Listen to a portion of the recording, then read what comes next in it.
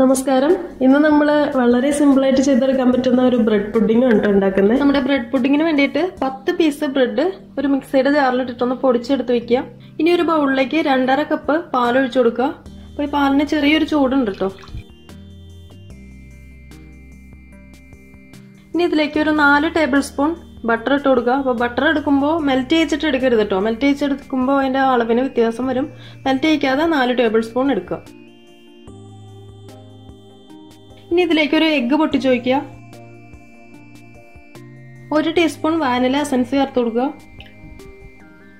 ഇനി ഇതിലേക്ക് പഞ്ചസാര ചേർത്ത് കൊടുക്കുക. അപ്പോൾ പഞ്ചസാരയുടെ അളവെന്ന് പറയുമ്പോൾ ആദ്യം 1/2 കപ്പ് ചേർത്ത് കൊടുക്കുക.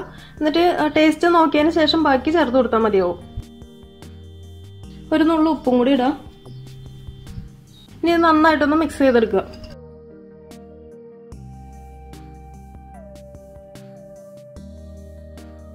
അപ്പോൾ നന്നായിട്ട് മിക്സ് ചെയ്തെടുത്തിട്ടുണ്ട്.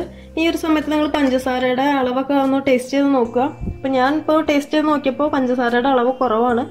ഏകദേശം ഒരു 1/2 കപ്പിനടുത്തുകൂടെ ഞാൻ പഞ്ചസാര ഇതിലേക്ക് ചേർത്ത് കൊടുക്കുകയാണ്. അപ്പോൾ നമ്മൾ ഇതിലേക്ക് ചേർത്തേക്കുന്ന പഞ്ചസാരയുടെ അളവെന്ന് പറയുമ്പോൾ ഓൾമോസ്റ്റ് 1 കപ്പിനടുത്ത് എടുത്തിട്ടുണ്ട്. അപ്പോൾ നിങ്ങൾ ചെയ്യുമ്പോൾ ആദ്യം ഒരു 1/4 കപ്പോളം പഞ്ചസാര ഇതിലേക്ക് ചേർത്ത് കൊടുക്കുക. എന്നിട്ട് ടേസ്റ്റ് ചെയ്ത് നോക്കുക. അതിനുശേഷം മാത്രം കൂടുതലായിട്ടുള്ള പഞ്ചസാര ഇട്ട് കൊടുത്താൽ മതിയാവും. ഇപ്പോൾ നമ്മുടെ മിക്സിങ് റെഡി ആയിട്ടുണ്ട്. ഇനി നമ്മൾ പൊടിച്ച് വെച്ചിരിക്കുന്ന ബ്രെഡിലേക്ക് ഈ കൂട്ട് ഒഴിച്ചു കൊടുക്കുക.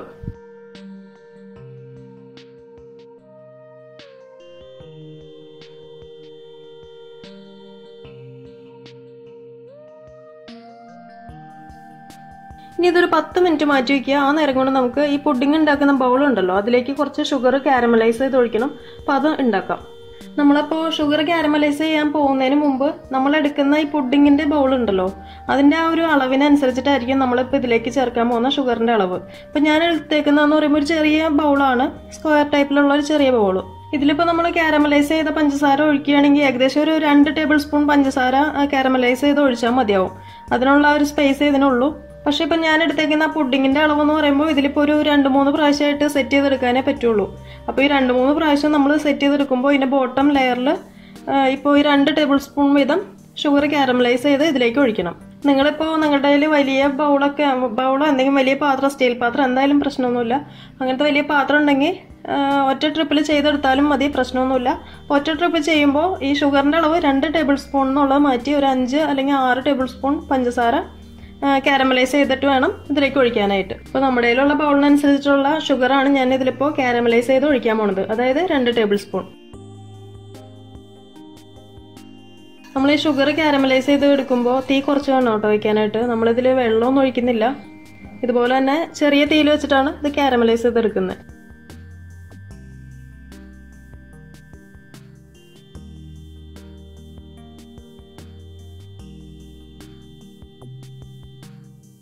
നമ്മുടെ ഷുഗർ ഇപ്പോൾ റെഡി ആയിട്ടുണ്ട്.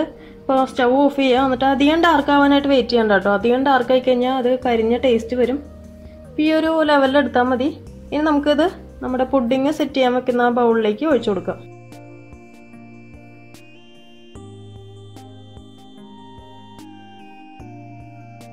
ഇതുപോലെ എല്ലാ സൈഡിലേക്കും സ്പ്രെഡ് ചെയ്ത് കൊടുക്കുക. ഇനി ഇത് ഇതുപോലെ തന്നെ ഒരു 2 മിനിറ്റ് വെക്കുക. അപ്പോഴത്തേനും സെറ്റായിട്ട് വരും. അതിനുശേഷം നമ്മുടെ പുഡിങ്ങിൻ്റെ ആ ഒരു മിക്സിങ് ഇതിലേക്ക് ഒഴിച്ചു കൊടുക്കാം. അപ്പോൾ നമ്മുടെ പുഡിങ്ങിൻ്റെ മിക്സിങ് ഒക്കെ റെഡി ആയിട്ടുണ്ട്. ഇനി നമുക്കിത് കുറച്ച് ഇതിലേക്ക് ഒഴിച്ചു കൊടുക്കാം.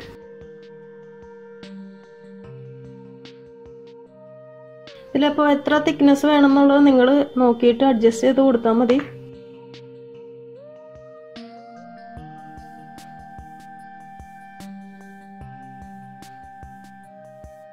ഇനി ഇതൊരു ഫോയിൽ പേപ്പർ വെച്ചിട്ട് ഒന്ന് കവർ ചെയ്ത് കൊടുക്കാം. എന്നിട്ട് ഇതിന് മുകളിലായിട്ട് കുറച്ച് ഹോൾസ് ഇട്ട് കൊടുക്കാം.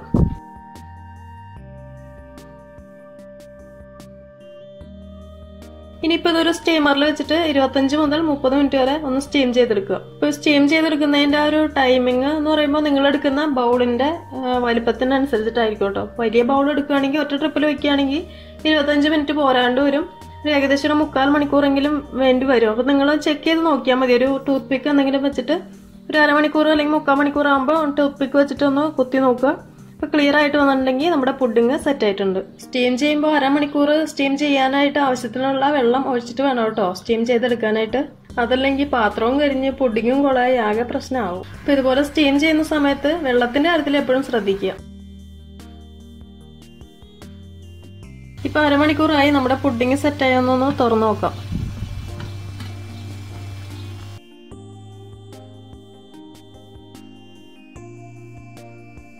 അപ്പൊ നമ്മുടെ പുഡിങ് നല്ല സെറ്റായി വന്നിട്ടുണ്ട്. ഇതിങ്ങനെ തൊട്ട് നോക്കുമ്പോൾ തന്നെ അറിയാൻ പറ്റും നല്ല സെറ്റായിട്ടാണ് ഇരിക്കുന്നത്.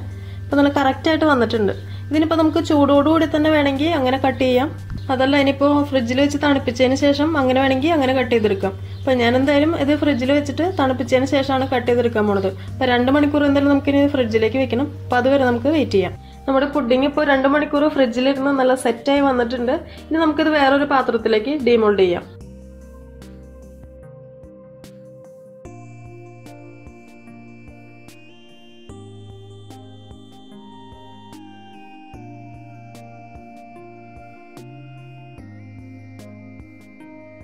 അപ്പോൾ നമ്മുടെ അടിപൊളി ബ്രെഡ് പുഡിങ് റെഡി ആയിട്ടുണ്ട്. വളരെ സിമ്പിൾ ആയിട്ട് ചെയ്യാൻ പറ്റുന്ന പുഡിങ് ആണ്. അപ്പോൾ എന്തായാലും നിങ്ങൾ ട്രൈ ചെയ്ത് നോക്കുക. ഫീഡ്ബാക്ക് അറിയിക്കുക, ലൈക്ക് ചെയ്യുക, ഷെയർ ചെയ്യുക. അപ്പോൾ അടുത്ത ദിവസം നമുക്ക് കാണാം. Thank you for watching tasty spot.